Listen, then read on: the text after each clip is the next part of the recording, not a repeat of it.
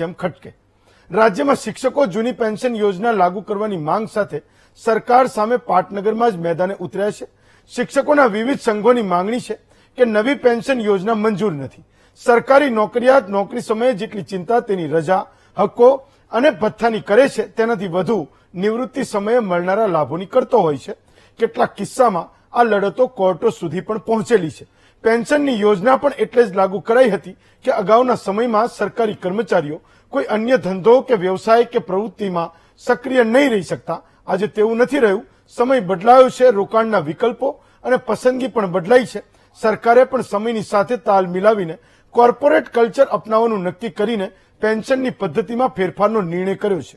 લાભદાયી યોજના નાબૂદ થાય કે ફેરફાર થાય તેવું શિક્ષકો નથી ઈચ્છતા। પોતાની માંગ મનાવવા ચૂંટણી પહેલા જ સરકાર સામે મેદાને ઉતર્યા છે। ત્યારે સવાલ એ છે કે નવી પેન્શન સ્કીમના કયા મુદ્દાઓને લઈને વિરોધ થઈ રહ્યો છે? જૂની સ્કીમ કેમ ઈચ્છે છે શિક્ષકો? શિક્ષકોની મૂંઝવણનું સરકાર પાસે સમાધાન શું છે? આવા અનેક સવાલો છે જેની ચર્ચા કરીશું આજે મહામંથનમાં મારી સાથે।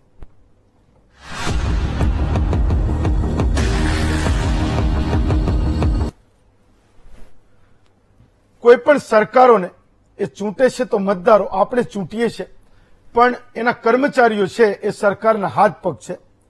જનતા તો એ સરકારની માલિક છે, પરંતુ આંખ કાન એ કર્મચારીઓ છે, જેનો ભેટો એક સામાન્ય વ્યક્તિને રોજે રોજ એ કર્મચારીના નજરે થાય છે। અને એટલે જ આપણે એવું કહીએ છીએ કે કોઈ પણ સરકારની છાપ એ એનાથી આપણે આંકીએ છીએ કે એ સરકારી કર્મચારી એક સામાન્ય જનતા પ્રત્યે, સામાન્ય વ્યક્તિ પ્રત્યે વ્યવહાર કેવો કરે છે। હમણાં શિક્ષકો વિરોધ કરી રહ્યા છે કે એમને નવી પેન્શન યોજના નથી જોઈતી, જૂની પેન્શન યોજના અમને આપો। સરકાર માટે પણ આ પ્રશ્નને ઉકેલવો એ વાસ્તવમાં પડકારજનક તો છે જ અને રહેવાનો પણ છે। પણ પેન્શનનો ઇતિહાસ ખૂબ સુંદર છે। આજના સમયમાં એને કેવી રીતે મૂલવવો એ હું આપના પર છોડું છું। 1881માં અંગ્રેજો એ પેન્શન યોજનાને આપણા ભારતમાં એટલે લઈ આવ્યા કે એવું માનતા હતા, અંગ્રેજો એવું માનતા હતા કે સરકારનો જે કર્મચારી છે એ માત્ર સરકારી નોકરી સિવાય કોઈ વ્યવસાય કરી ના શકે। બાપ દાદાનો કોઈ એની પાસે ધંધો હોય તો એની માટે પણ એને કોઈ સમય ના મળે, અને એ કર્મચારી પર વિવિધ પ્રકારના નિયંત્રણો તો હોય જ। એટલે સરકારી કર્મચારી છે એ સરકારી કામ સિવાય કોઈ કામ કરી ના શકે। આખી જિંદગી જે એને સરકારી નોકરી કરી, સરકારી જે કામ એને કર્યું એમાં એ નિપુણ થઈ ગયો હોય। એટલે આજે એક વ્યવસ્થાના ભાગરૂપે, એક સિક્યોરિટીના ભાગરૂપે અંગ્રેજો આપણા દેશમાં 1881માં પેન્શનને લઈ આવેલા, અને ત્યારથી આ વ્યવસ્થા ધીમે ધીમે ચાલતી હતી, જે 2004માં બંધ થઈને જેનો વિરોધ અત્યારે સરકારના કર્મચારીઓ કરી રહ્યા છે। એટલે આ કારણોસર આપણા દેશમાં સરકારી કર્મચારી નિવૃત્ત થાય ત્યારે ગર્વથી જીવી શકે એવી આ પેન્શન યોજના આવી હતી। આજે તો ઘણા બધા કિસ્સામાં આપણે જોઈએ છે કે બા બાપુજીનું પેન્શન એ એના ખાતામાં જમા થતું હોય તો બા બાપુજી દીકરા અને વહુ સાથે રહેતા હોય, નહીતર તો એ વૃદ્ધાશ્રમનો પણ ભાગ બની જાય કે પછી જેનું પેન્શન ન આવતું હોય એ બા બાપુજીએ કંઈક દાબડીમાં રાખી મૂક્યું હોય તો દીકરાઓ સાચવે, નહીતર ન સાચવે। તો પેન્શનનો એક સામાજિક લાભ પણ મોટો છે નિવૃત્તિ પછી, એ પણ આપણને ખબર છે। પણ આ તો થોડીક આડ વાત છે। મૂળ જે મુદ્દો છે એની વાત કરીએ। હમણાં શિક્ષકો સિવાય ગુજરાત સરકારના જુદા જુદા 24 વિભાગના કર્મચારીઓ પણ એ ધીમે ધીમે આ નવી પેન્શન યોજનાની સામે બોલવા માંડ્યા છે, મોરચો ખોલવા માંડ્યા છે। મુદ્દો એટલો છે કે 2004 પહેલા જે સરકારી કર્મચારી નિવૃત્ત થાય એને એની જે બચતના પૈસા હતા એની 50% જે રકમ છે એ એક સાથે આ નવામાં મળી જાય છે। પહેલા એવું હતું કે 50% જે નાણાં છે એને એ જે છેલ્લો એનો પગાર હોય એના 50% પૈસા એના ખાતામાં દર મહિને જમા થતા હતા। પણ આ જે નવી યોજના છે જે 2004 પછી લાગુ કરી છે એમાં એવું કહે છે કે જે કર્મચારીની પોતાની બચત છે એના 60% નાણાં એક જ સાથે એ કર્મચારી જ્યારે નિવૃત્ત થાય ત્યારે એને મળી જાય, અને 40% જે પૈસા છે કર્મચારીના એને સરકાર મ્યુચ્યુઅલ ફંડમાં એટલે કે શેર બજારમાં રોકે છે, જેનો કોઈ ભરોસો નથી। અને એમાંથી જે કંઈ વધઘટ આવે એ કર્મચારીની પોતાની આપણે જે પેન્શન છે એને ગણી લેવાની। હવે વિરોધ એટલે થઈ રહ્યો છે કે મને એ સવાલ થયો કે અત્યાર સુધી આ વાતનો વિરોધ કેમ ન થયો, કેમ કોઈ બોલ્યું નહીં? તો ખબર એ પડી કે 2004 થી આ યોજના લાગુ થઈને જે કર્મચારીઓ એ હવે નિવૃત્ત થઈ રહ્યા છે છેલ્લા 1, 2, 3 વર્ષમાં, એમને આ પેન્શન આવવાનું શરૂ થયું છે નવી પેન્શન યોજના પ્રમાણે. કેટલાકનું 1800 પેન્શન આવ્યું, કેટલાકનું 1600 આવ્યું અને કેટલાકનું 2200 પેન્શન આ નવી સ્કીમમાં આવ્યું. તો હવે કર્મચારીઓની આંખો ખુલી કે આ તો જે સિક્યુરિટીની વાત હતી, સુરક્ષાની વાત હતી, ખૂબ જૂની વાત હતી, એ વાત આખી સરકારે ફેરવી નાખી છે અને કર્મચારીઓને આમાં જબરજસ્ત ગેરલાભ થઈ રહ્યો છે, જેના કારણે સરકારી કર્મચારીઓ હવે ખુલીને આ સ્થિતિની સામે બોલી રહ્યા છે. સરકારની દલીલ છે કે જૂની પેન્શન યોજનાથી સરકારો પર ખૂબ ભારણ વધે છે. કેટલાક સંજોગોમાં એવું થાય છે કે કર્મચારીનો આખી જિંદગીનો જે પગાર ચૂકવ્યો હોય એના કરતા વધુ, કારણ કે કર્મચારી લાંબુ જીવે તો એના કરતા વધુ એ સરકાર એને પેન્શન તરીકે ચૂકવે છે જૂની પેન્શન યોજનામાં. એટલે આ દલીલો સરકારો આપી રહી છે કે આને બંધ કરવી પડી ને નવી પેન્શન યોજનાને લાગુ કરવી પડી. પણ કારણ કે આ પૈસા એ સરકારના છે, એટલે જનતાના છે અને આપણા બધાના છે, એટલે આપણે મહામંથન કરી રહ્યા છીએ કે વાસ્તવમાં આ કર્મચારીઓની ફેવરમાં છે, જનતાની ફેવરમાં છે, કર્મચારીઓની વિરોધમાં છે કે પછી સરકારી તિજોરીની વિરોધમાં છે. આજનો આપણો મુદ્દો છે કે સરકારની નજરે શિક્ષકોના પ્રશ્નોને કેટલા માર્ક. બે પ્રવક્તાઓ છે આપણી સાથે, હિરેનભાઈ કોટક છે, ભાજપના નેતા છે, મનહરભાઈ પટેલ છે, કોંગ્રેસના નેતા છે, નરેન્દ્રભાઈ ગોયલ છે, એ કાર્યકારી અધ્યક્ષ છે નો પ્રૂફના એક સંસ્થા બનેલી છે જે આ નવી પેન્શન યોજનાનો વિરોધ કરે છે. અક્ષિતાબેન જાની છે, એ મહિલા મંત્રી છે શૈક્ષિક મહાસંઘના. તો સૌથી પહેલો સવાલ નરેન્દ્રભાઈ તમને કરું છું કે આમ તો મહામોરચો તમે બનાવ્યો, ગુજરાતના તમામ કર્મચારીઓને આ વાત લાગુ પડે છે, પણ પેલા સાબુદ્દીનભાઈ કહે છે એમ ખાલી બારવટીએ તો શિક્ષકો ચડ્યા, એટલે આમ તો આપણે કહીએ છીએ કે શિક્ષકોના જે પ્રશ્નો છે એના માર્ક એ સરકારની નજરે કેટલા છે? મૂળ તમે જે વાતનો વિરોધ કરો છો એ વાત સરકાર સુધી સંઘો દ્વારા, તમારા મંડળો દ્વારા એ સરકાર સુધી પહોંચી ચૂકી છે કે નહીં? જી, શિક્ષકોની સાથે સાથે 32 ગુજરાત રાજ્યના વિવિધ કર્મચારી મંડળોનો એક મોરચો બન્યો છે અને એના પ્રમુખ તરીકે અમારા રાજ્ય પ્રાથમિક શિક્ષક સંઘના પ્રમુખ દિગ્વિજયસિંહ છે અને કિરીટસિંહ ચાવડા છે, એના મહામંત્રી છે. વિવિધ કર્મચારીઓ મંડળોએ ભેગા થઈ અને આ પ્રશ્નને બહુ ઝલકતાથી ઉપાડેલ છે અને 9 તારીખે ધરણાનો મોટો કાર્યક્રમ ગાંધીનગર ખાતે આપ્યો છે. વાત રહી શિક્ષકોની સમસ્યા અને કર્મચારીની સમસ્યા, તો આ સમસ્યા એ એવી સમસ્યા છે કે દરેક કર્મચારી, દરેક શિક્ષકને લાગતી આ સમસ્યા છે. પેન્શન એ એવી બાબત છે કે જે કર્મચારીની નિવૃત્તિ પછી એના ભવિષ્ય સાથે જોડાયેલી છે, ત્યારે આ પેન્શન યોજના છે એ શિક્ષકોની સાથે બીજા કર્મચારીઓને પણ આપવી જોઈએ. સરકારશ્રી દ્વારા શિક્ષકોના વિવિધ પ્રશ્નોનું નિરાકરણ હમણાં બદલી કેમ્પને એની સાથે લાવવામાં આવ્યું છે, પરંતુ જે ઇતર કામગીરી છે એવા બીજા પ્રશ્નો પણ સરકારની સમક્ષ અમારા છે. જે સંયુક્ત કર્મચારી મોરચો બનાવ્યો છે એના 5 પ્રશ્નો રજૂ કર્યા છે અને એ 5 પ્રશ્નોનું નિરાકરણ આવે એની સાથે સૌથી પ્રાયોરિટી છે એ શિક્ષકો માટે અને બીજા કર્મચારીઓ માટે છે પેન્શન યોજના, નવી પેન્શન યોજના સરકાર તરફથી લાગુ કરવામાં આવે એવી લાગણી અને માગણી શિક્ષકોની છે. શિક્ષકોના વિવિધ પ્રશ્નોની ચર્ચા કરીએ તો સરકારે ઘણા બધા પ્રશ્નો, માનો કે બદલી કેમ છે એની તારીખો પણ જાહેર કરી છે. સરકાર દ્વારા પગાર પણ શિક્ષકોને નિયમિત આપવામાં આવે છે. તે સિવાયના જે પ્રશ્નો છે એ સંયુક્ત મોરચાના પ્રશ્નોની સાથે સાથે હજુ જે 7મા પગાર પંચના ભથ્થાઓ છે એ કેન્દ્ર સરકારની સાથે સાથે આપણે 2016માં એને કેન્દ્ર સરકાર સમકક્ષ પગાર ધોરણ આપ્યું રાજ્ય સરકારમાં, પરંતુ એ બીજા જે એના આનુષંગિક ભથ્થાઓ છે એની જાહેરાત હજુ સુધી સરકાર દ્વારા કરવામાં નથી આવી. એ પણ કરવામાં આવે એવું પણ શિક્ષકો ઈચ્છી રહ્યા છે.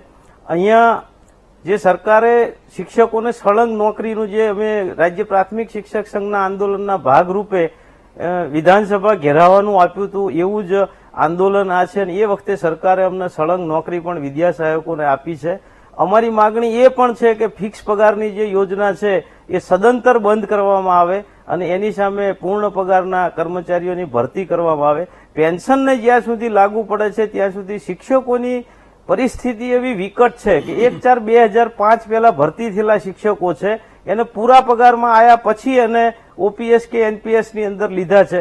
તો 1/4 પહેલા જે ભરતી થયેલા શિક્ષકો છે એને પણ ઓપીએસ ની અંદર વિરોધાભાસ ત્યાં છે ઉલાણી સાહેબ કે 1/4/2005 પહેલા એક જ તારીખે ભરતી થયેલો શિક્ષક હોય, 2 વર્ષના અંતે નિવૃત્તિના પ્રમાણમાં એ શિક્ષકને પૂરો પગાર થઈ ગયો હોય તો એક જ તારીખે ભરતી થયેલો શિક્ષક છે એ ઓપીએસમાં આવે છે અને બીજો છે એનપીએસમાં આવે છે. એટલે આ વિરોધાભાસ છે. અને બીજું કે સરકાર અને આપણું બંધારણ કહે છે કે સમાન કામ, સમાન વેતન, સમાન અધિકાર.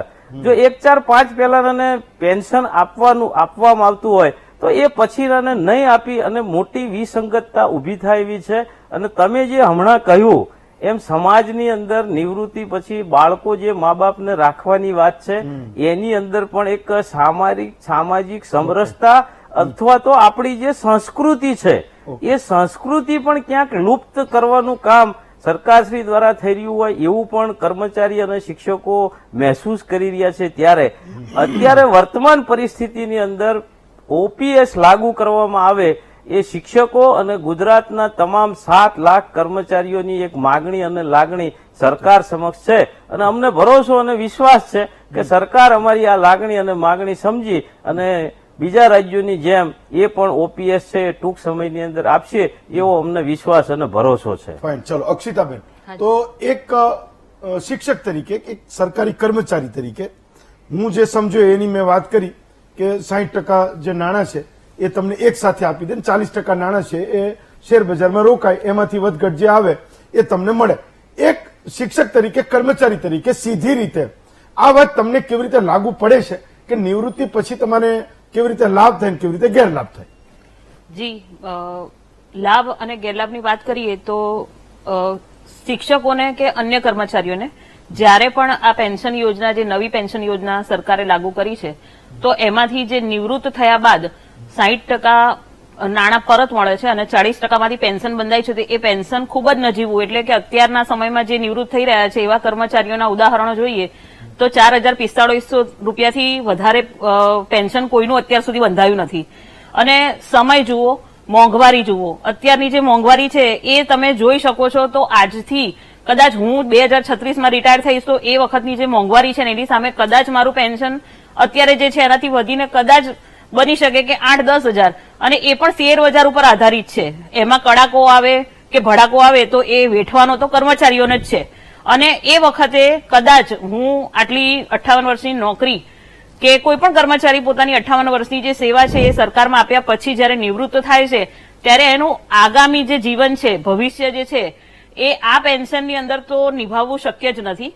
અને પોતાના આત્મનિર્ભરતા ઉપર કે પોતાના પગ ઉપર પોતાનું જીવન નિર્માણ કરી શકે એવી કોઈ શક્યતા આ નવી પેન્શન યોજનામાં રહેલી નથી.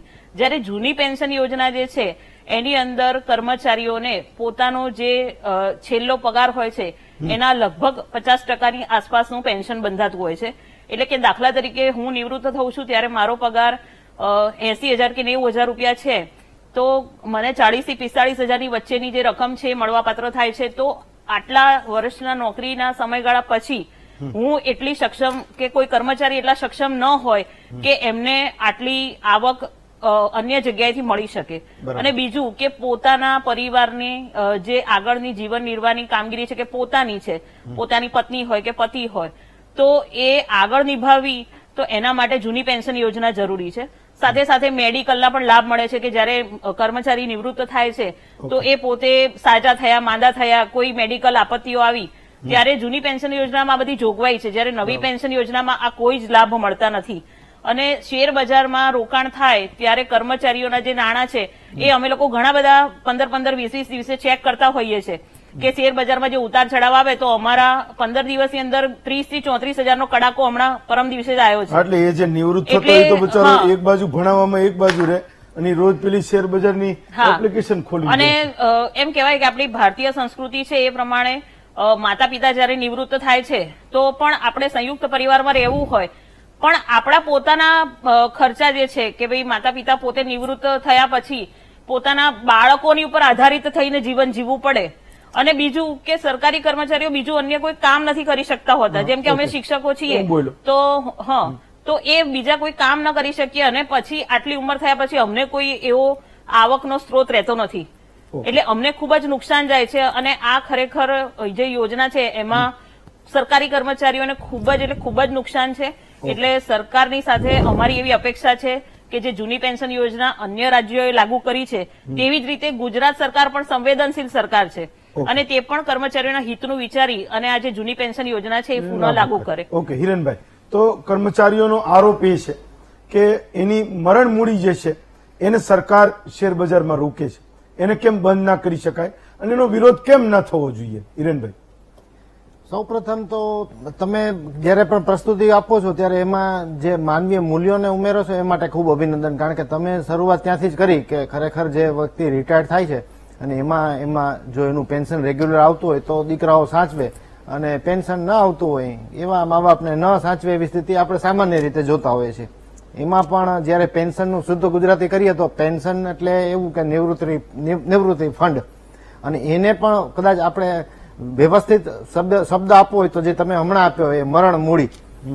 એટલે મરણ મૂડી શબ્દ જયારે એનો ઉપયોગ કરતા હોય ત્યારે એ એક કર્મચારી માટે ખૂબ જ અગત્યની એ બાબત છે અને એ બાબતે એ ચિંતિત હોય એ સ્વાભાવિક છે. હવે આપણે ઓપીએસ અને એનપીએસ ને પણ વ્યાખ્યાયિત કરવી જરૂરી છે, કારણ કે વારંવાર શબ્દ બોલાયો છે અને બોલાવવાનો છે અહીંયા ડિબેટ દરમિયાન. તો ઓપીએસ એટલે ઓલ્ડ પેન્શન સ્કીમ અને એનપીએસ એટલે ન્યૂ પેન્શન સ્કીમ. હવે જે આ નવી પગારની આપણે વાત કરીએ છીએ એમાં ખાસ કરીને જે તમે મુખ્ય પ્રશ્ન પૂછ્યો છે કે જે જોખમની બાબત છે, ખાસ કરીને જે શેર બજારમાં રોકાણ, એનો કોઈ ભરોસો પહેલા તો શેર બજારમાં નહીં, ઇક્વિટી ફંડમાં રોકાણ થાય અને એમાં પણ 3 વિકલ્પ પસંદ કરવાની સત્તા જે તે કર્મચારીને અપાયેલી છે, જેને આપણે એક્ટિવ સિલેક્શન કહીએ છીએ, એટલે કે સરકાર એને એક્ટિવ સિલેક્શન કહે છે. એના જે 3 પ્રકાર છે એમાંથી એક છે એક્ટિવ ક્લાસ, બીજો એસેટ ક્લાસ સી અને એસેટ ક્લાસ જી. એક્ટિવ ક્લાસ ઈ એટલે જેમાં જોખમ છે, વળતર વધુ છે, તો એ પસંદગી કોઈ કરે છે જોખમ લઈને તો એ એક્ટિવ ક્લાસ ઈ માં જાય છે. હવે ઓછું જોખમ અને ઓછું વળતર, થોડું ઓછું જોખમ અને થોડું ઓછું વળતર એટલે એક્ટિવ ક્લાસ સી. અને એક્ટિવ એસેટ ક્લાસ જી એટલે જેમાં બિલકુલ જોખમ નહીં અને એ સરકારી સિક્યુરિટીઝમાં રોકાણ. એટલે આ 3 પ્રકારના વિકલ્પો આપવામાં આવતા હોય છે. હવે જે કર્મચારી પસંદ કરે છે એ મુજબ જોખમની માત્રા રહેલી હોય છે. મ્યુચ્યુઅલ ફંડ અને ઇક્વિટી ફંડ બંને એક એવી આર્થિક વ્યવસ્થા છે કે જ્યાં જોખમ વધુ વળતર વધુ હોય છે, તો બંને એકબીજાના પૂરક બનતા હોય છે. આ સ્થિતિ હોય છે. ચોક્કસપણે જયારે શેરબજારમાં ઉતાર ચઢાવ આવે ત્યારે જે બેને કહ્યું મુજબ જેવું ઊંચો થાય એ સ્વાભાવિક છે. હવે જે આ લાગુ પડ્યું, જ્યારથી એનપીએસ લાગુ પડ્યું એટલે કે નવી જે પદ્ધતિ લાગુ પડી એ ત્યારથી એનો સમય હતો 1 એપ્રિલ 2004 અને ત્યારે ભારત સરકારે દરેક રાજ્યોની મનસુખી પર છોડેલું કે દરેક રાજ્યોને લાગુ કરવું હોય જે રાજ્યોને એ લાગુ કરી શકે, ન કરવું હોય ન કરે. તો ભારતના બધા જ રાજ્યોમાંથી માત્ર એક પશ્ચિમ બંગાળ સિવાયના બધા રાજ્યોએ દરેક રાજ્યોની દરેક રાજકીય પાર્ટીની સરકારે આ લાગુ કરેલું.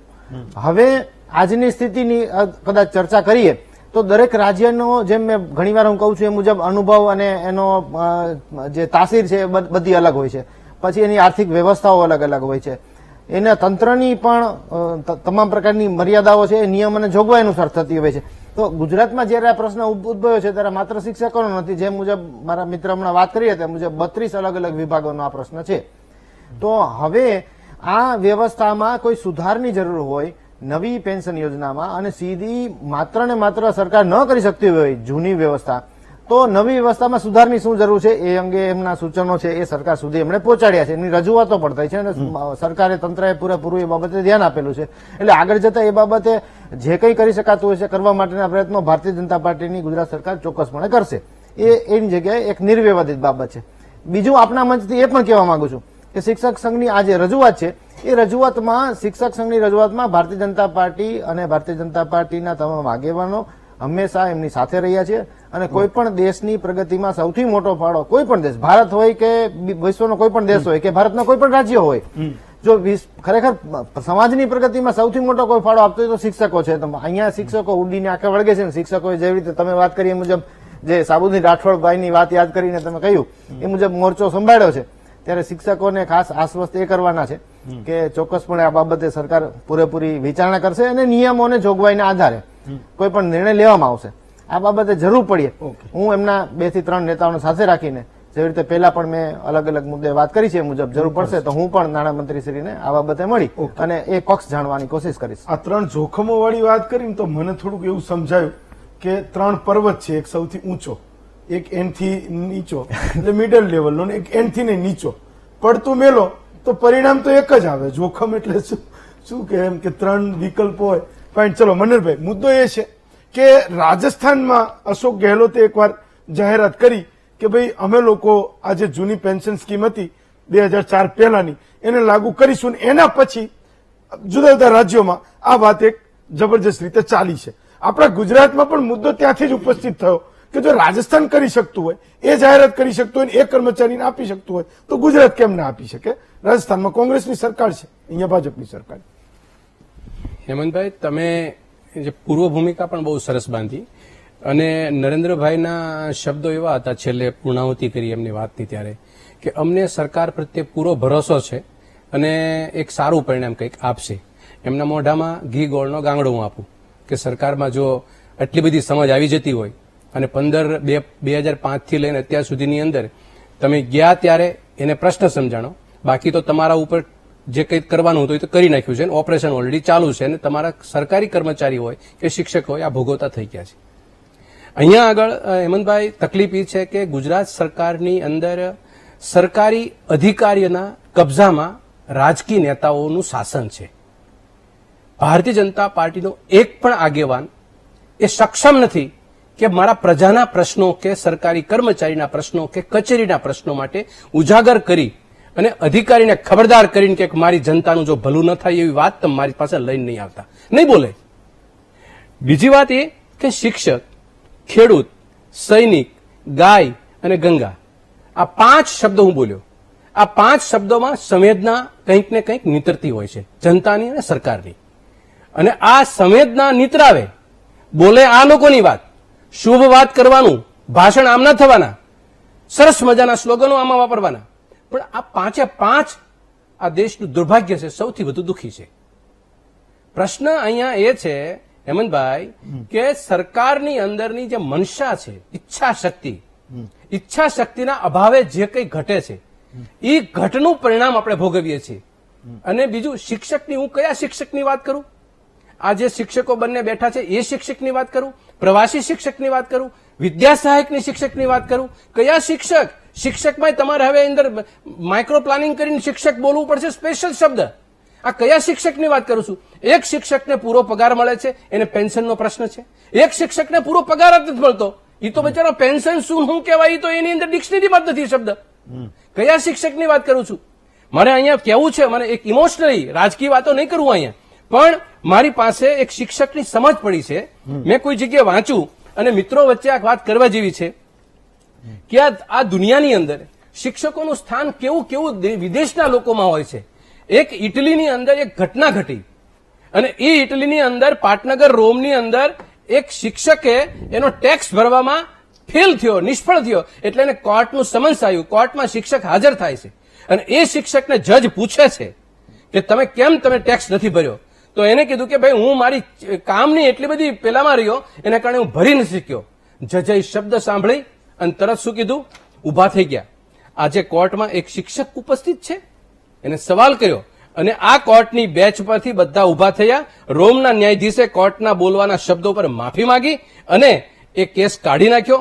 આવા શિક્ષક પ્રત્યેનો આદર એમને રોમની કોર્ટમાં રજૂ કર્યો. હવે બીજા 4 દેશની અંદર એક સ્લોગન કરી દો એટલે શિક્ષકો પ્રત્યેની સમજદારી માટે શિક્ષક રડવા નીકળશે, મારશે, ધોકા પડશે. આવનારા દિવસોમાં મારે તમારે ચર્ચા કરવાની છે. આજે આંદોલન 9 તારીખે થશે, એક પણ જગ્યા ઉપરથી શિક્ષકને બાકી નહીં રાખે, ગાંધીનગરમાં ઘૂસવા નહીં દે. આ પરિસ્થિતિ સર્જાવાની છે. એની અગમચેતીના રૂપે તમને કહું છું કે આ ભારતીય જનતા પાર્ટી સરકારમાં આ બધું બનવાનું છે. બીજી વાત, અમેરિકાની અંદર 2 પ્રકારના વીઆઈપી છે, એક વૈજ્ઞાનિક અને એક શિક્ષક. તમે સમજો એનો દરજ્જો વૈજ્ઞાનિક જેવો છે અને 2 પ્રકારના માન મર્તબો મળે છે. એ ઉપસ્થિત હોય ત્યાં આગળ તેની ખુરશી ઉપર બેસવાની જગ્યા આપવામાં આવે છે, વૈજ્ઞાનિક અને શિક્ષકને. બીજા દેશની વાત કરું, જાપાનની અંદર શિક્ષકને પકડવા પોલીસ જયારે આવે ને ત્યારે સરકારની પરવાનગી લેવી પડે છે. આ શિક્ષકનો માન મર્તબો છે. અને ત્રીજું, યુરોપની અંદર શિક્ષકનો પગાર વધુ મળે તેના માટે બાળકોને સારા નાગરિક બનાવવાની જવાબદારી છે, એટલા માટે શિક્ષકોને પગાર. દેશનું ઘડતર, દેશની સંવિધાનની રચના કરવા માટે કે જે કંઈ બનના ઘડી એ આન બાનને શાનમાં રાખવાની આવનારી પેઢી બનાવવાની વાત જે છે. 4 ખંડોમાં જે 4 દિવાલની અંદર શિક્ષક છે એ શું કરે છે? દેશનું ઘડતર બનાવે છે. એ શિક્ષક આજે હવે રડશે, ધોકો મારશે ત્યારે રડશે, એને આફતો આવશે. આ પરિસ્થિતિ સર્જાય છે એ દેશની અંદર શેના માટે? આ સવાલ એક વિપક્ષનો છે. અને છેલ્લે મારી વાત એ મૂકું, શિક્ષકો છે એને કે કર્મચારી હોય, મને આજે કોઈ એક પ્રોફેસરે મને ફોન કર્યો કે અમને પગાર 365 કોલેજ છે, ગ્રાન્ટ ઇન એડની જોગવાઈ નીચે ચાલતી, અને 6000 પ્રોફેસરો છે, એનો પગાર ટાઈમે નથી થતો. હું ગ્રાન્ટ ઇન એડની જોગવાઈની વાત કરું. ટૂંકમાં આ તમને મારી જે ટોટલ ચર્ચાનો વિષયનો સંવાદનો એક લીટીમાં મારે કહેવું હોય, આ સરકારને નાણું નથી એની પાસે, એવો એ બતાવે છે કે અમારી પાસે નાણું. એના પરિયુમાં રહીને જે પ્રશ્નો છે, તમને પગાર નથી દેવો તો શું એટલો મતલબ? તમને વિસંગતતા, સાહેબે વાત કરી નરેન્દ્રભાઈ, વિસંગતતા કોને પેદા કરી? વિસંગતતા કોઈ શિક્ષકોએ પેદા કરી? શિક્ષકનું મારી પાસે એક યાદી છે, તમારી પાસે હું મૂકતો જઈશ. એ યાદી શિક્ષકો પાસે કદાચ નહીં હોય. આ યાદી છે 100 પ્રકારના કામ શિક્ષક કરે, 100 પ્રકારના, 100 કામ કરે શિક્ષકો. અને 100 કામ કરતા હોય છે. અરે શિક્ષકોનું કામ છે કે તમારે ગરીબ કલ્યાણ મેળામાં જવાનું, એની પબ્લિક ભેગું કરવાનું. અને હું તો કહું છું શિક્ષકોએ શિક્ષકપણું બતાવવું પડે. અને હું તો મને તો ડર ને ભય સતત રહેશે કે જેટલા એસોસિએશનો છે, સરકારી કર્મચારીના હોય કે XYZ હોય, એના નેતાઓ છેલ્લે તે કઈ ને કઈ રીતે લપેટાઈ જાય છે. હું આ લોકોને, નેતાઓને બંનેને કહું છું કે તમારી જો વ્યાજબી વાત હોય, તમારો મુદ્દો તમારો વ્યાજબી હોય, તમારી ખરેખર તમારું આન બાન ને શાન તૂટતું હોય, તમારી સાર્વભૌમત સાથેનો તમારો લગાવ હોય, તમારી શિક્ષક તરીકેની નોકરીમાં તમે 12 કલાક 5 કલાક જે તમારા ભાગ્ય આવે છે એને ખાનદાની તમે નોકરી કરતા હોય, અને તમે વિસંગતતાનો ભોગ બનતા હોય, અને તમારા પગારનો તમે ભોગ કરતા હોય, આર્થિક શોષણનો તમે ભોગ બનતા હોય, તો તમારો અવાજ બુલંદ કરવો જોઈએ અને આ સરકાર ઉપર તમારે પ્રહારો કરવા જોઈએ અને તમારે જવું જોઈએ. એ પછી તમે છેલ્લે તમારા બે નેતા અંદર ચર્ચા કરવા જશે. આ પરંપરાગત છે. એક પણ આંદોલન સરકારી, આજે હું તો સરકારને કહું છું, મિત્રને કહું છું કે તમે 5 એકરની જગ્યા એક ડિવાઈડ કરી દો ગાંધીનગરમાં. 5 એકરની જગ્યામાં તમે આમાં કોઈ પણ આંદોલન, ધરણા બધું કરવાની છૂટી. સાહેબ એની અંદર પગ મૂકવાની જગ્યા ન રહે. ગુજરાતમાં પગ મૂકવાની જગ્યા. આ વાસ્તવિકતા છે. એટલે હેમંતભાઈ, આ સંવેદન વિષય છે. આ આક્રોશ કરવાનો કે આ પરિસ્થિતિની સમજદારીનો વિષય છે. મેં તમને ફરી કહી દઉં, મારી છેલ્લી લીટી, પહેલી લીટી બોલ્યો, આ સરકારી કર્મચારી ને અધિકારીઓ જે બેઠા છે એ લોકોની પેન ચાલે છે અને ભારતીય જનતા પાર્ટી આગેવાનનું મગજ નથી ચાલતું, એટલે પેન પૂરી હકવાઈ લે છે અને કર્મચારીઓ હેરાન થાય, પરેશાન થાય. ઓકે નરેન્દ્રભાઈ, તો મુદ્દો એ છે કે 3 જોખમની વાત કરી કે 3 જોખમ પસંદ કરવાનો એને એક હક મળે છે, અથવા તો એને સમજ પડે કે આ 3માંથી કયું સૌથી ઓછું જોખમ એ પસંદ કરો. તો મુદ્દો એ છે કે 60% પૈસા મળે અને 40% પૈસા આ જોખમમાં રોકાય. એનાથી શું ફેર પડે? પહેલા શું આવતું હતું ને હવે શું આવે? હેમંતભાઈ, એમાં ભાઈની સાથેની વાત સાથે હું સંમત છું. તમે જે કર્યા છો એ 60% અને 40% નિવૃત્તિ પછી. સૌથી પહેલા તો મનહરભાઈનો આભાર માનીશ કે એમણે શિક્ષકો માટેની સંવેદના વ્યક્ત કરી અને શિક્ષકોના સ્થાનને ઊંચું બતાવ્યું. એ બદલ એમનો એક શિક્ષક તરીકે હું આભાર વ્યક્ત કરું છું. રહી વાત ભાઈ હેમંતભાઈએ કીધી એમ, એ જયારે કર્મચારી છે એનું ફોર્મ ભરે છે ત્યારે છે, પણ એ વખતે એને એ કર્મચારીને એવા કઈ વિકલ્પોની અંદર શું છે એ સમજતો નથી. અને તમે જે વાત કરી રહ્યા છો 60%ની વાત, કર્મચારી જયારે નિવૃત્ત થાય ત્યારે એના પગાર અને મોંઘવારીના 10% અને સરકાર સામે 10% રકમ જમા કરાવે. માની લો મારા પગારમાંથી 1000 જમા થાય છે તો સરકાર 1000 જમા કરાવે, રાજ્ય સરકાર આપણી 1000 જમા કરાવે છે. કેન્દ્ર સરકારની અંદર 2019 થી 14%નો નિયમ છે. કર્મચારીના 10%, એની સામે 14%, 10%ની સામે 14% રાજ્ય સરકારે આપવા જોઈએ. હજુ આપણા ત્યાં આપ્યા નથી. એવું જ રીતે 2009 થી જે કર્મચારી નિવૃત્ત થાય અને કેન્દ્ર સરકારનો કર્મચારી હોય તો એને ફેમિલી પેન્શન આપવામાં આવે છે, જ્યારે હજુ સુધી આપણા રાજ્યની અંદર એ ફેમિલી પેન્શનની કોઈ જોગવાઈ કરેલી નથી. રહી વાત 60% જે રકમ એને નિવૃત્તિ વખતે, માની લો મારા ખાતાની અંદર 5 લાખ મારા જમા છે, 4 લાખ મારા જમા છે, 4 લાખ સરકારે આપ્યા, 2 લાખ રૂપિયા મને વધારાનું વ્યાજ કે જે શેર બજાર કે મ્યુચ્યુઅલ ફંડના લીધે થઈને વધારાનું મળ્યું, 10 લાખ રૂપિયા જમા હોય. એ 10 લાખ રૂપિયામાંથી હું નિવૃત્ત થઈશ ત્યારે મને 60% રકમ એટલે 6 લાખ મળશે. 6 લાખમાંથી જે 4 લાખ મારા જમા રહ્યા એ હું જયારે મૃત્યુ પામીશ ત્યારે મારા પત્નીને મળશે 2 લાખ રૂપિયા. 2 લાખ રૂપિયા જમા રહેશે. એ મારા પત્ની મૃત્યુ પામે ત્યારે એના સંતાનોને મળશે. હું એક વખત જાહેરમાં બોલેલો છું હેમંતભાઈ કે પરિસ્થિતિ આ બધા 2035-40માં રિટાયર થવાના ત્યારે સમાજની પરિસ્થિતિ એવી હશે કે સંસ્કૃતિ બદલાઈ હશે, રહેણી કહેણી બદલાઈ હશે અને બાળકો પણ કેવા હશે. એ વખતે એવું વિચાર છે કે 2 લાખનું 400 રૂપિયા વ્યાજ આવે છે, એના કરતા ડોશી મરે તો 2 લાખ હાથમાં આવે, એટલે ડોશી મારવાની વાત થઈ છે એમ પરિસ્થિતિ. તમે હમણાં કીધું કે આ મોરચો સાબુદ્દીનની જેમ, પણ હું તમને એક વાત ચોક્કસ કહી દઉં, મનહરભાઈ અને હેમંતભાઈની શિક્ષકોની લાગણી અને જે સંસ્કારિતા બતાવી એ બદલ આભાર વ્યક્ત કરું છું. પહેલાનો સમય એવો હતો કે એવું કહેવાતું કે ઢીલું શું ધોત્યું ને વીલું શું મોં, માનો ના માનો માસ્તર છો. હવે એવું નથી, હવે પરિસ્થિતિ બદલાઈ છે. હવે કોઈ સાબુદ્દીનની જેમ કઈ આ મોરચો પાછો પડે એવા શિક્ષકો નથી રહ્યા, લડી લેવાના મૂડમાં છે અને લડવાની તૈયારી સાથેના છે. બંધારણની અંદર સરકારે સ્વીકાર્યું છે કે બંધારણનો પહેલા ફકરાની અંદર એવું લખેલું છે કે આપણું રાજ્ય એટલે સમગ્ર રાષ્ટ્ર એ પ્રજા કલ્યાણ રાજ્ય છે અને પ્રજા કલ્યાણ જયારે રાજ્ય હોય ત્યારે એમાં નફા નુકસાનનું ધોરણ ના આવે. અને અમને કર્મચારીઓને શિક્ષકોને દુઃખ એ વાતનું છે કે જયારે કર્મચારીને આપવાનું આવે છે ત્યારે જ બધો બોજો પડે છે, ભારણ પડે છે, એવા શબ્દો વાપરવામાં આવે છે.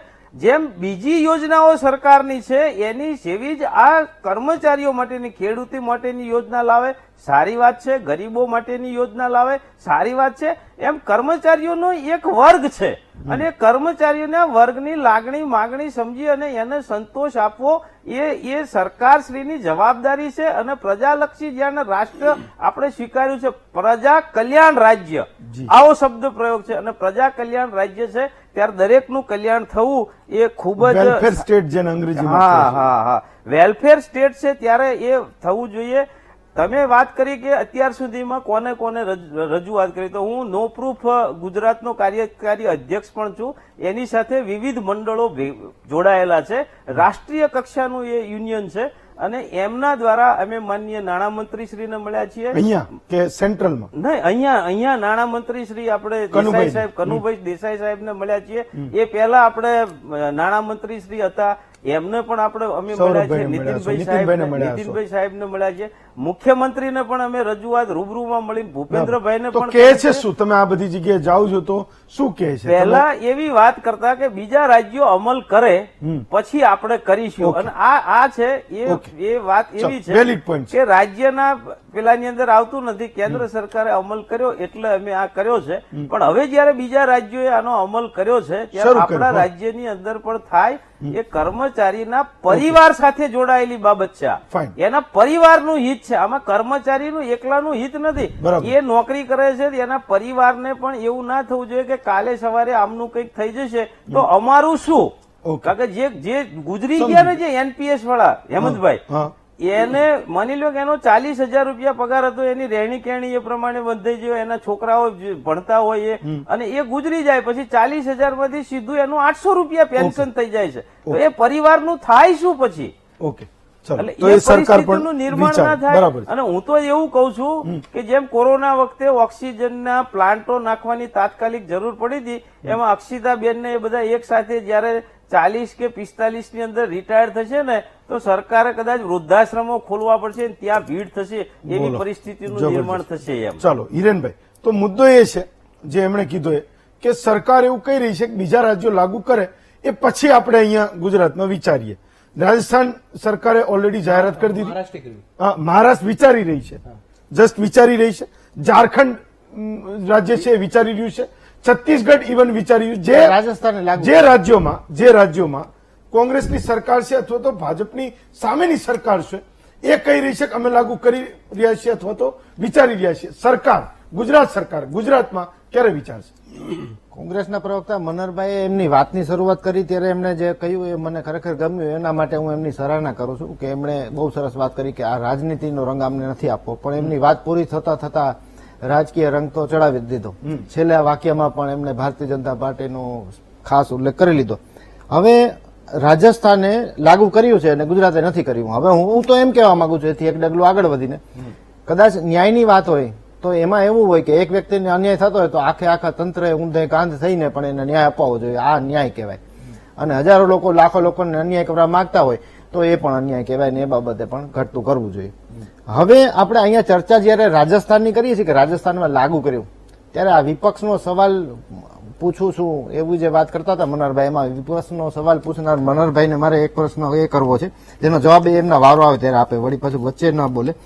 તો 2004માં જયારે કેન્દ્ર સરકારે આ યોજના લાગુ કરી, એટલે કે જૂની પેન્શન સ્કીમમાંથી નવી પેન્શન સ્કીમ લાગુ કરી, ત્યારે 2004માં કોની સરકાર હતી એ મારે તમને કે દર્શકોને યાદ કરાવવાની જરૂર નથી. અને હવે અત્યારની વાત કરીએ, ચાલો આપણે ભૂતકાળ જવા દો, જગબીતીની આપબીતીની ચર્ચા કરીએ તો એક બહુ મોટો ભાંડાફોડ કરવો છે આપના માધ્યમથી, આ વીટીવીના માધ્યમથી.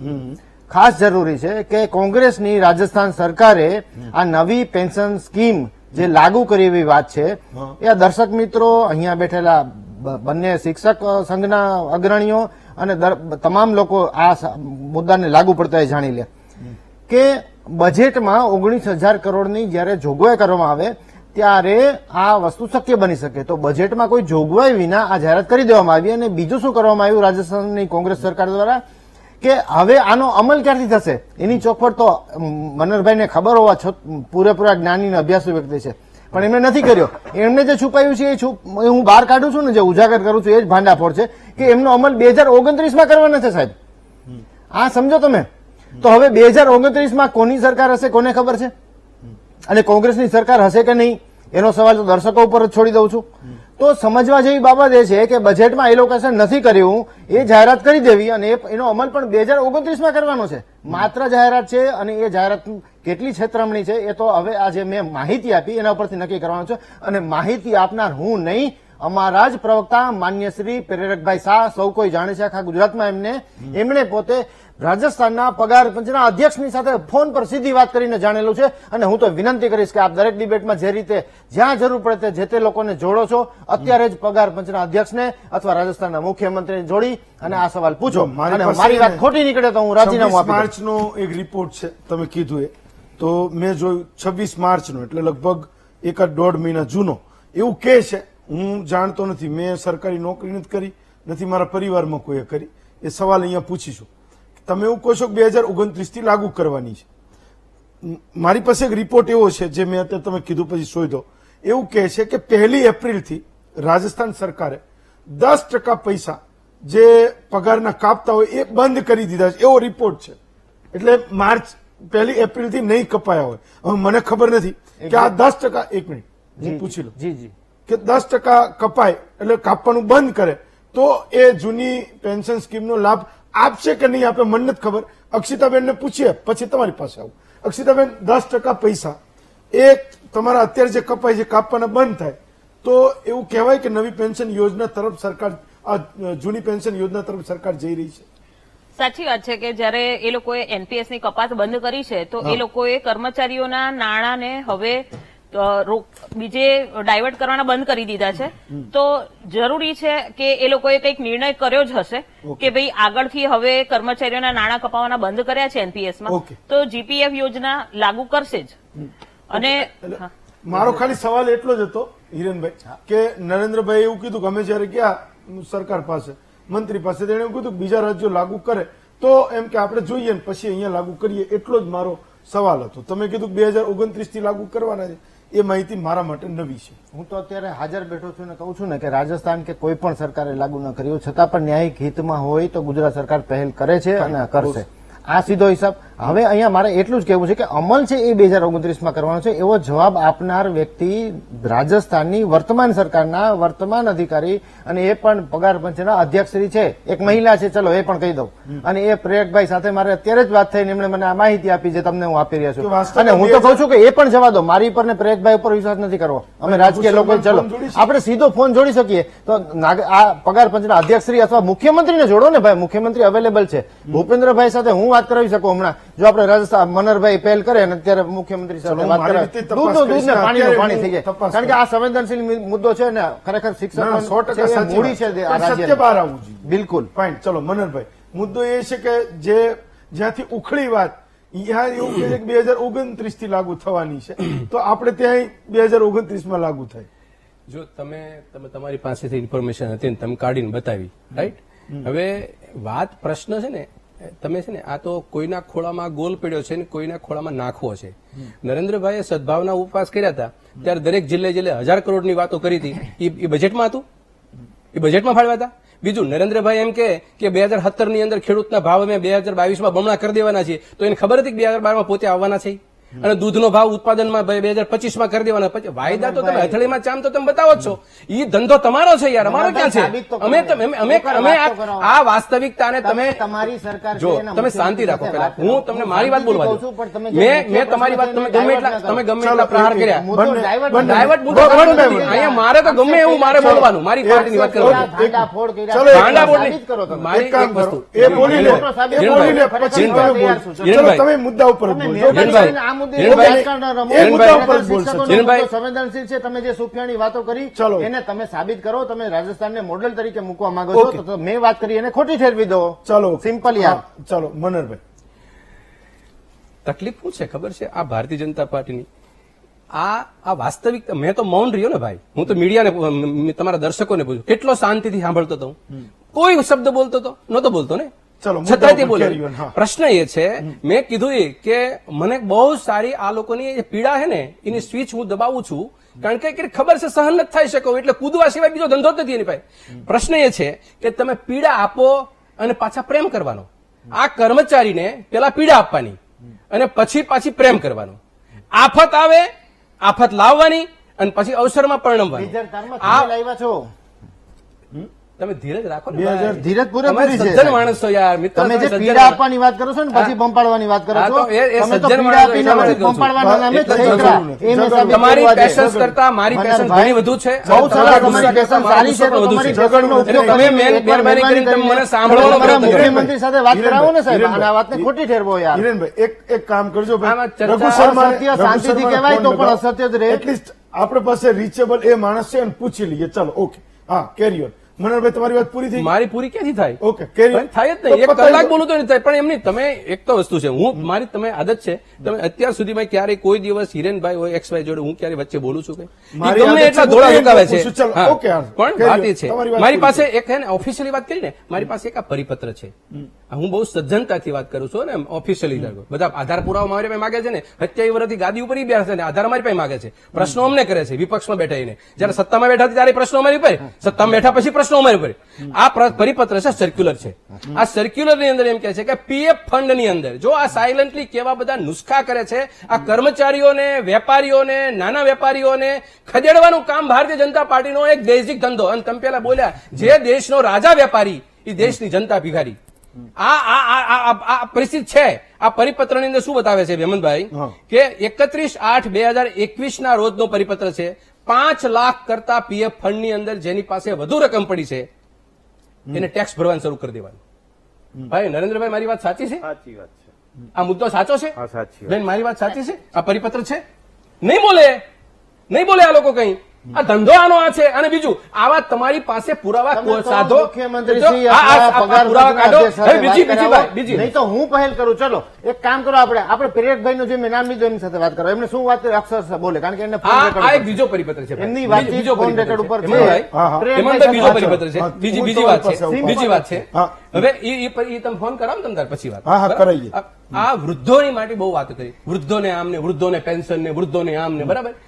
રેલવેનું તમે ડિજિટલમાં તમે જજો અને વૃદ્ધ માટેની પેન્શન પેલી મુસાફરી હોય ને એના માટે તમને આવશે કે ભાઈ તમને પેલા આઝાદી કાળથી અત્યાર સુધીની અંદર ભારતીય જનતા પાર્ટીની સરકાર આવ્યા પછી વૃદ્ધોને એની જે મુસાફરીની અંદર રેગ્યુલર ટ્રેનની અંદર જે કન્સેશન મળતું હતું એ આ ભાજપાએ બંધ કરી.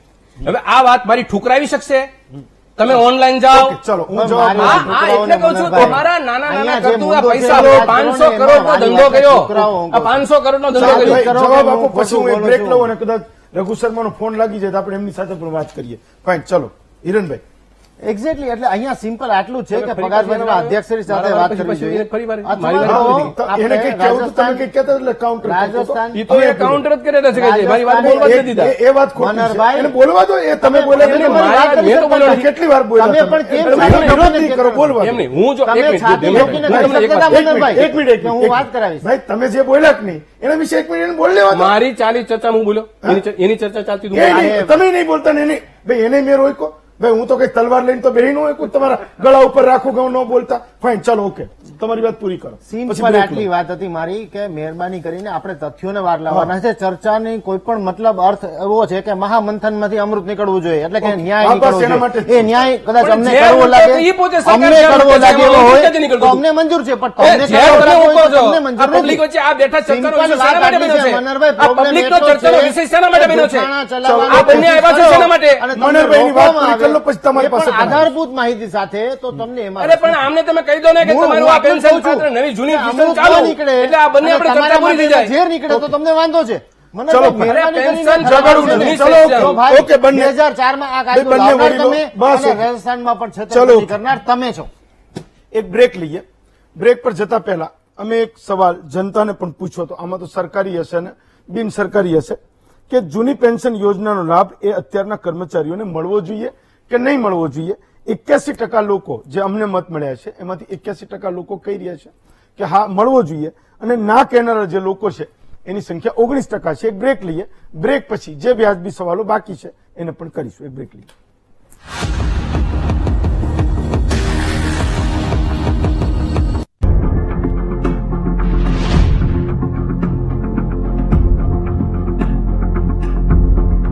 કપાસ ઉત્પાદનમાં જાણીતું નામ એટલે ગોલ્ડી 333 બીટી કપાસ બીજ. મોટા જીંડવા અને વધુ રોગ પ્રતિકારક શક્તિ આપે ગોલ્ડી 333. ગુલાબી ઈયળના ઉપદ્રવ પહેલા જ પાકતી જાત ગોલ્ડી 333. ઓરિજિનલ ગોલ્ડી એટલે માત્ર KSF ના લોગો વાળું જ ગોલ્ડી 333. ખરીદો નજીકની દુકાનેથી અથવા ફોન કરો 7600600467. સફેદ સોનું એટલે કૃષ્ણા સીડ્સ ફાર્મ કંપનીનું હાઇબ્રિડ કપાસ બોલ ગાર્ડ 2 ગોલ્ડી 333. देखें कौन नया खिलाड़ी आया है। समझा देते हैं, प्यार से समझाएंगे, धीरे धीरे से। वो भी अपनी जुबान में।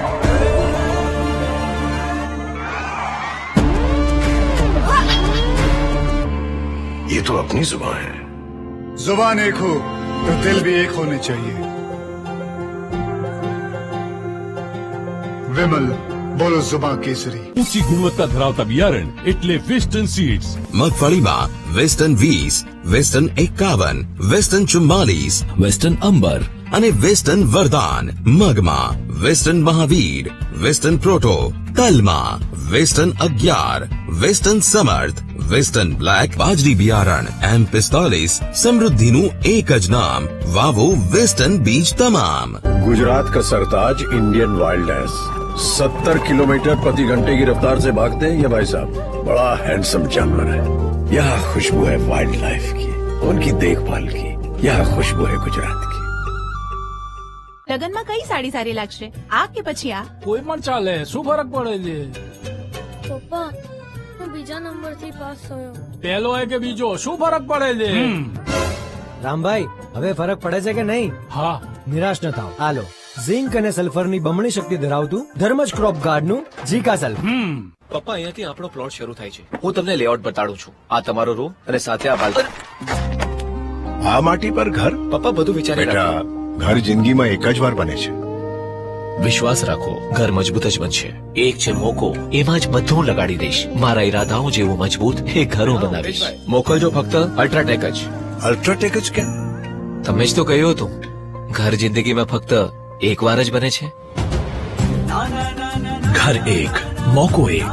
એટલે સિમેન્ટ પણ દેશની number 1. UltraTech, India's number 1 cement. देखें कौन नया खिलाड़ी आया है। समझा देते हैं, प्यार से समझाएंगे, धीरे धीरे से। वो भी अपनी जुबान में।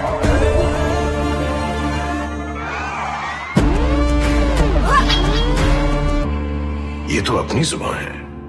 जुबान एक हो तो दिल भी एक होने चाहिए। विमल बोलो जुबान केसरी। जाग्यो रे विश्वास जागी छे आस, ઓળા માટે ઉત્તમ વિશ્વાસ વેદા, विश्वास शीर्ष पर विश्वास छे। લગનમાં કઈ સાડી સારી લાગશે, આ કે પછી આ? કોઈ પણ ચાલે, શું ફરક પડે છે? પપ્પા હું બીજા નંબરથી પાસ થયો. પહેલો હોય કે બીજો, શું ફરક પડે છે? રામભાઈ, હવે ફરક પડે છે કે નહીં? હા. નિરાશ ન થાવ. આલો ઝિંક અને સલ્ફરની બમણી શક્તિ ધરાવતું ધર્મજ ક્રોપ ગાર્ડનું જીકાસલ.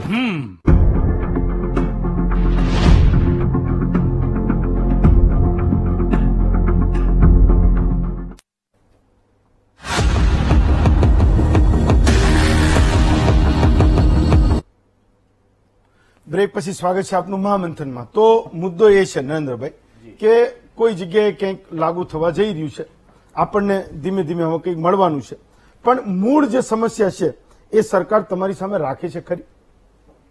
મૂળ સમસ્યા કે ભાઈ કેમ જૂની પેન્શન યોજના તમે જે માગો છો, તમારી જે માંગ છે એને અમે કેમ પહોંચી વળી શકીએ એમ નથી?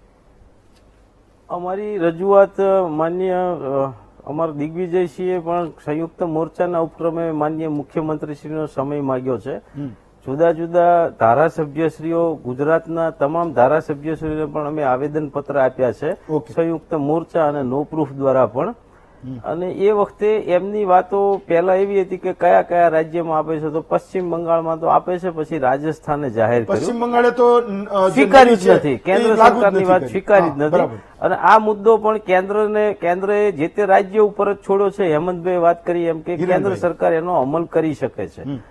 હવે એમનું કેવું એવું છે કે આનાથી અમને સરકારને બોજો પડે છે, પણ હું આખી સિસ્ટમ હમણાં અમે એક ધરણાનો કાર્યક્રમ રાખ્યો હતો અને પછી અમે માન્ય હું ગૃહમંત્રી શ્રી પ્રદીપસિંહ જાડેજા સાહેબને મળ્યો હતો અને એમને મેં આખી વાત એમને સમજાવી. એમણે પણ એ પૂછ્યું કે ભાઈ આનાથી સરકારને બોજો શું પડે. પણ હેમંતભાઈ, મારું સ્પષ્ટ માનવું એવું છે કે અત્યારે માની લો કે હું સીધી વાત સમજાવું છું કે 500 કરોડ રૂપિયા કર્મચારીના કપાય છે, એના પગારમાંથી કપાત થાય છે. સામે રાજ્ય સરકાર છે 500 કરોડ રૂપિયા આપે છે. એ 1000 કરોડ રૂપિયા છે એ જે કંપનીઓમાં રોકાય છે કે મ્યુચ્યુઅલ ફંડમાં રોકાય છે, કોઈ પણ જગ્યાએ રોકાણ થાય છે. માની લો કે 1000 કરોડ રૂપિયા છે, અત્યારે શિક્ષકોના જીપીએફ ખાતાની અંદર 500 કરોડ રૂપિયા હોય તો એને તો જીપીએફ એ નિવૃત્ત થાય ત્યારે ઉપાડે, અથવા તો એ વચ્ચે ઉપાડી શકે છે કોઈ સામાજિક પ્રસંગમાં મકાન લેવું હોય ત્યારે. અને એનું જે વ્યાજ આપે છે સરકાર, એ તો કાલ્પનિક વ્યાજ હોય છે, એને ચૂકવી દેવાતું નથી, એના ખાતે જમા આપવામાં આવે છે. એ 500 કરોડ રૂપિયા કે 1000 કરોડ રૂપિયા જે કર્મચારીઓના આપણા જતા રહે છે, એના બદલે એ જ રૂપિયાને જો ગુજરાતના વિકાસના કાર્યોની અંદર વાપરવામાં આવે તો ગુજરાતની પ્રજાને જ એનો ફાયદો થાય છે. બીજું, અત્યારે જે ભરતી થયેલા છે 2004 પછીના, 1/4/2005 પછીના, તો એ કર્મચારીઓ છે એની નિવૃત્તિની સમય મર્યાદા તો 30, 35, 40 કે 45 ની છે. ત્યાં સુધી તો એને કશું જ ચૂકવવાનું નથી, એ પેન્શન ઉપર જાય છે. ભાઈ હેમંતભાઈ સરસ વાત કરી હતી, પેન્શનનો મૂળ ગુજરાતી અર્થ જીવય થાય છે. પહેલાના સમયની અંદર પંચાયતમાં જીવીદારો એને જીવય આપવામાં આવતી હતી. તો સરકારને કોઈ બોજો પડશે અથવા તો સરકાર ઉપર આર્થિક બોજો ભારણ આપવાનું છે એ વાતમાં કોઈ તથ્ય નથી. ઓકે ફાઇન, છેલ્લી 30 સેકન્ડ.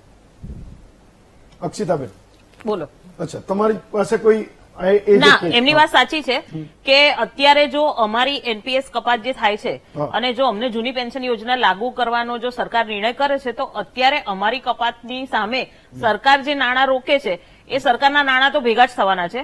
અને દાખલા તરીકે આજે હું 2036માં રિટાયર થવાની છું તો મને એ લાભ જે છે જૂની પેન્શન યોજનાનો એ મારા રિટાયરમેન્ટ સમય આપવાનો છે. એટલે કે અત્યારે જે સમયગાળો છે 15 થી 16 વર્ષનો, તો એ નાણાં સરકાર જમા ન કરે તો એવા કેટલા બધા કર્મચારીઓ છે, લાખો કર્મચારીઓ, તો એ નાણાં ખરબો રૂપિયા એ અત્યારે વિકાસની યોજનાઓમાં વાપરવાથી સરકાર પોતાના કાર્યો સારી રીતે કરી શકશે. અને પછી પાછળથી કર્મચારીઓને જયારે આપવાના છે તો કદાચ આના અનેક ગણા રૂપિયા સરકાર ત્યાં સુધી એ બનાવી ચૂકી હોય, એટલે નાણાંનો બોજ પડવાનો તો ક્યાંય પ્રશ્ન જ નથી આવતો. અને આ વાત સાથે હું સહમત છું કે જો જૂની પેન્શન યોજનાના રૂપિયા કર્મચારીઓને નિવૃત્તિ પછી આપવાના છે, અથવા તો એ 1 કે 2 વાર ઉપાડ કરી શકે છે પોતાના ઘરના કોઈ પ્રસંગો દરમિયાન, બાકી તો એ રૂપિયા એમને નિવૃત્તિના મનોહરભાઈ, છેલ્લી 30 ચૂકવવાના સેકન્ડ. હોય ઓકે, છે. અક્ષિતાબેન, છેલ્લી 30 મારો સેકન્ડ. પ્રશ્ન અત્યારે કે મારું સમાધાન ત્યાં થાય છે કે આજ મને પ્રાઉડ થાય છે કે કોંગ્રેસ પક્ષ તરીકે કે જે જૂની પદ્ધતિ હતી એ જૂનાને તમે યાદ કર્યું આ શિક્ષકોએ. એનું કારણ છે કે તે દિવસે શિક્ષકોના તમામ પ્રકારના હક અને અધિકારોનો એની અંદર જોગવાઈ હતી. આ પ્રશ્ન એ છે કે શિક્ષકને જયારે વર્ગખંડ કે કર્મચારી કોઈ પણ સરકારી મિશનરીનો કોઈ પણ હિસ્સો છે એ જયારે સરકાર પાસે હાથ લાંબો કરવા જાય કે સરકાર પાસે પરેશાન થઈને જાય ત્યારે સરકારને ન સમજાયું. આજે 2005 થી કિસ્સો લઈને આજ તારીખ સુધીની અંદર છે તો સરકારની અંદર બેઠેલી જે તંત્ર છે એ તંત્ર પરેશાન હોય તો ઉપભોક્તા એટલે કે પબ્લિકને જનતાને કશો પ્રકારનો ફાયદો નથી. આ સરકારની સંવેદનાનો હિસ્સો ત્યાં પડેલો છે. શિક્ષકો માગવા નીકળશે ને આપશે તોય હું તો એમ માનું છું. અને બીજું, આપણે અન્ય રાજ્યોને વારંવાર શું કામ યાદ કરીએ? માની લો કોઈ હિસ્સો કદાચ હશે કે ન આપ્યું હોય, પણ તમારી જનતા તમારી પાસે માગવા આવે છે અને જ્યુરિડિક્શન છે તમારું, પછી તમે એને બીજાને યાદ કરો. યાદ કરી શકાય, ન કરી શકાય, દાખલા આપી શકાય, પણ જયારે પોતે જયારે સર્વ ફર્સ્ટ ક્લાસ બધાનો મુદ્દો મૂકીને ચલાવતા હોય અને એના શિક્ષકો ખુશ હોય અને મોઢા ઉપર સ્મિત હોય તો ચોક્કસ તમે કઈ યાદ હોય. પણ અત્યારે તમારા શિક્ષકો પરેશાન છે. હિરેનભાઈ, તો મુદ્દો એ છે કે બીજા રાજ્યો કરે પછી આપણે કરીએ, એ આવું જ ન જોઈએ. આ કર્મચારીઓ પણ એ ગુજરાતના છે, કોઈ રાજ્યો સાથે એની સરખામણી કરવાની જરૂર નથી. હિરેનભાઈ છે, હું 2 વાર બોલ્યો ને 3જી વાર બોલું છું કે એકેય રાજ્યએ લાગુ કર્યું કે ન કર્યું હોય, ન્યાયની વાત હોય ત્યાં ચોક્કસપણે નિર્ણય છે એ જે તે અસરકર્તાની હિતમાં લેવો જોઈએ. એ સિમ્પલ વાત, આટલી તો હું ક્લિયર વાત કરું છું. આ સિવાય મારે કરવી એટલી વાત છે કે સાહેબ આપણે બીજા રાજ્યોની સરખામણીની વાત એટલા માટે કરી છે કે જયારે મુદ્દામાં હંમેશા જ્યારથી મુદ્દા આવ્યો છે જ્યાં પણ ચર્ચા થાય છે ત્યાં ચોરે ચૌટે મીડિયામાં ક્યાંય પણ ચર્ચા થાય એક જ વાત આવે છે કે રાજસ્થાનની, એટલે મારે આ કહેવું પડ્યું. આખી ચર્ચાના અંતે પણ કોંગ્રેસના પ્રવક્તા શ્રી મનોહરભાઈ મારા પરમ મિત્ર છે, જ્ઞાની વ્યક્તિ છે, પરંતુ આજે એ અસફળ રહ્યા છે સાબિત કરવામાં કે રાજસ્થાન જો આ 30 સેકન્ડ પણ તમારે ખાઈ જવી હોય આપણે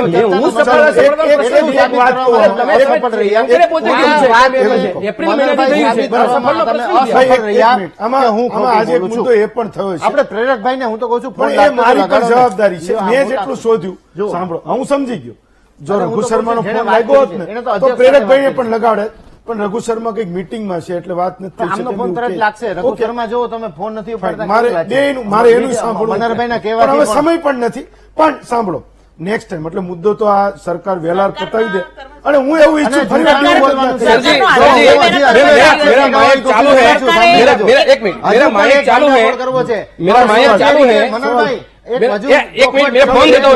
टेलीफोन कॉल व्हाट्सएप कॉल थવો જોઈએ એવી જે માંગણી હતી. रघुजी, मैं हेमंत बोल रहा हूँ. જૂઠાણાનું રેકોર્ડિંગ ન થઈ જાય. मैं हेमंत बोल रहा हूँ. सवाल ये था, ये डिबेट चल रही थी, यहाँ के जो कर्मचारी है उसको पुरानी पेंशन योजना है वो जो डिमांड करे वो देने के लिए. तो मुद्दा ये आया, एक रिपोर्ट मैंने ढूंढी जिसमें यह कहा गया है कि 10% सैलरी काटना बंद कर दिया राजस्थान सरकार ने 1 अप्रैल से. भाजपा के प्रवक्ता,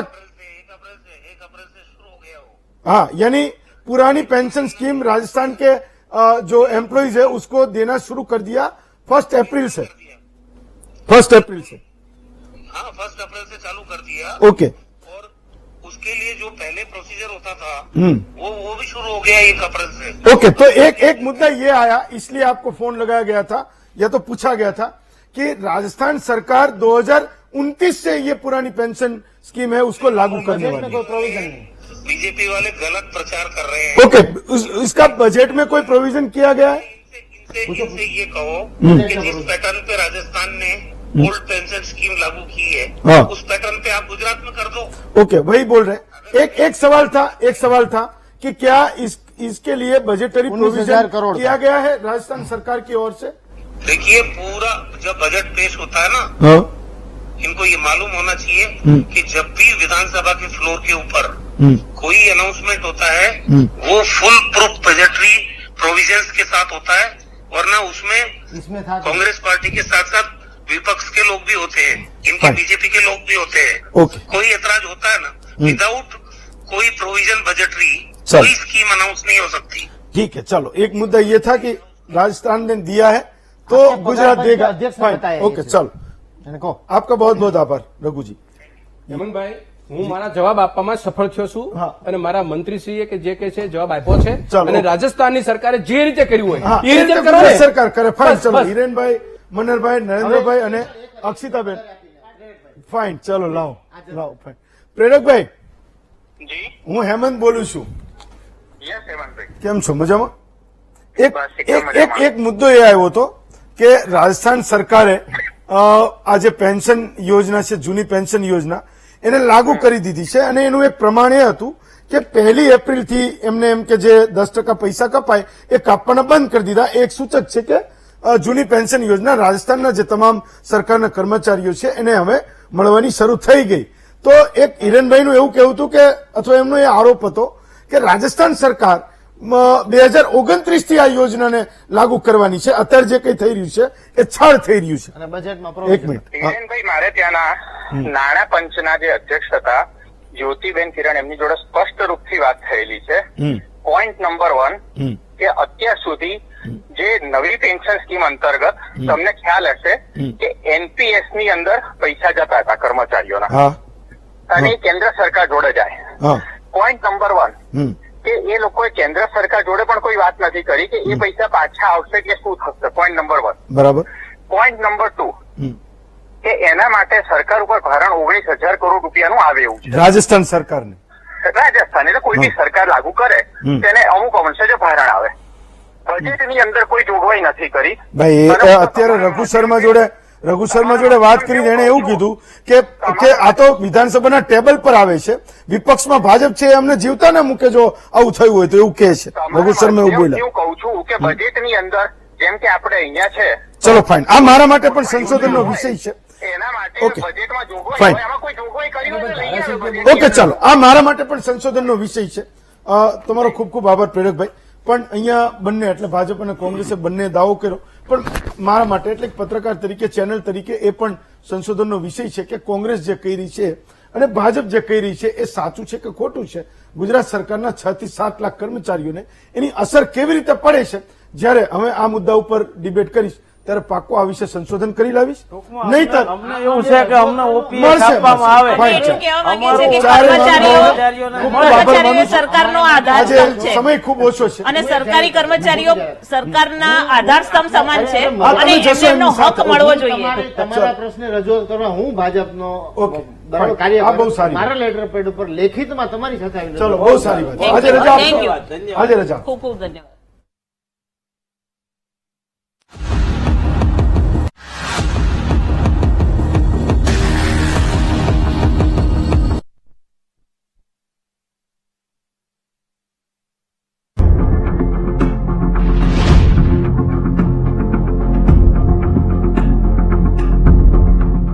શું તારી લીલા છે? આપે છે ત્યારે સાંભેલા ધારે આપે છે અને ના આપે ત્યારે ટીપોય દોહેલું છે. એટલે જ કહું છું કે ટપક સિંચાઈ અપનાવો, અને એ પણ કેપ્ટનની જ. પાણીના પ્રત્યેક ટીપાનો કાર્યક્ષમ ઉપયોગ કરવા કેપ્ટન ટપક સિંચાઈ પદ્ધતિ અપનાવો. શું જમાનો આવ્યો છે! પાણી